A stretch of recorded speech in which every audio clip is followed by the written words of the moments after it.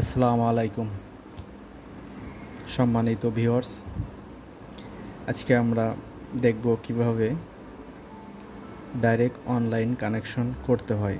আমি আমার এই ভিডিওতে সুন্দরভাবে কন্ট্রোলিং কানেকশনটি দেখাবো। তো চলুন কথা না বলে শুরু করা যাক।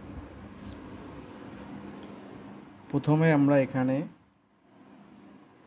আমাদের যে কন্ট্রোল কানেকশন সেটি আঁকবো।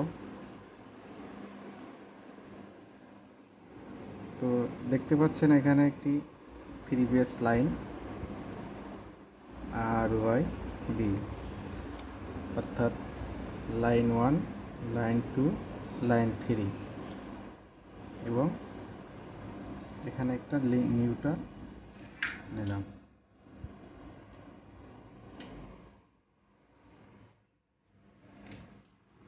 তো আমরা এখানে কি করব, সরাসরি যে কোনো একটা ফেজ থেকে আমাদের কানেকশনটি নেব।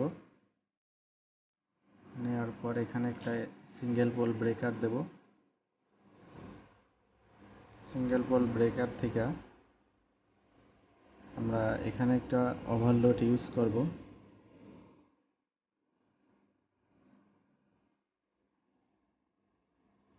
ওভারলোডের পরে এখানে আমরা আরেকটা কন্টাক্ট ইউজ করব অফ সুইচের।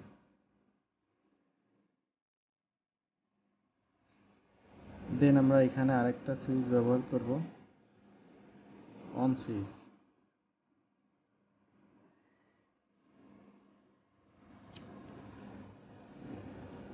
দেন আমরা এখানে একটা ম্যাগনেটিক কন্টাক্ট অথবা রিলে একটা কয়েল ধরাবো। দেন আমাদের এই পয়েন্টটিতে আমাদের এই যে উপরে যে দেখতে পাচ্ছেন নিউট্রাল, এই নিউট্রাল পয়েন্টটি এটার সাথে যোগ করে দেব।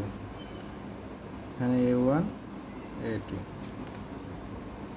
এখন কথা হচ্ছে আমাদের এইখানে যে অফ সুইচটা ব্যবহার করছি, অন সুইচ ব্যবহার করছি, তো এই রিলেটা যখন ধরবে, পাওয়ারটা অন করব, এই অন সুইচটা প্রেস করার সাথে সাথে যখন এনার্জিস্ট হবে তখন এই কয়েলটা ধরবে।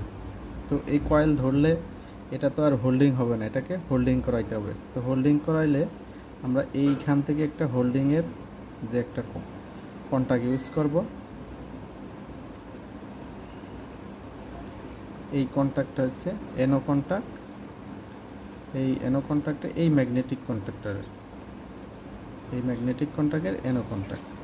তো দেখতে পাচ্ছেন যখন আমি এই অন সুইচটি প্রেস করব তখন এই কয়েলটি ধরবে, কিন্তু অন সুইচটি এভাবে থাকবে না, সে আবার নর্মাল পজিশনে চলে যাবে। তখন যখন আমার এই কয়েলটা ধরবে এটাও কিন্তু আমার এনার্জিস্ট হবে।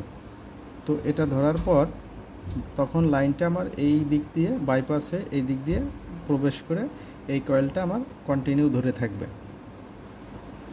তো এটাই ছিল আজকের কন্ট্রোলিং কানেকশন। ভিডিওটি ভালো লাগলে অবশ্যই একটি লাইক দিবেন। পরবর্তী ভিডিও দেখার আমন্ত্রণ রইল। ধন্যবাদ সবাইকে। আসসালামু আলাইকুম।